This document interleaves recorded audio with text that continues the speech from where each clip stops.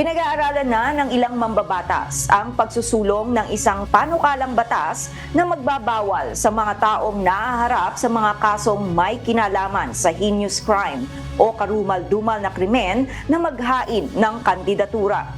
Kasunod ito ng pagpa-file ng Certificate of Candidacy sa pagkasenador ni KOJC leader Apollo Kibuloy sa kabila ng kinakaharap na patong-patong na kaso ng paglabag sa Special Protection of Children Against Abuse, Exploitation and Discrimination Act, gayon din ang Qualified Human Trafficking charges. Para kay House Committee on Human Rights Chairperson Representative Benny Abante, ang ginawa na ito ni Kibuloy ay tila paghamak pa sa eleksyon ng bansa.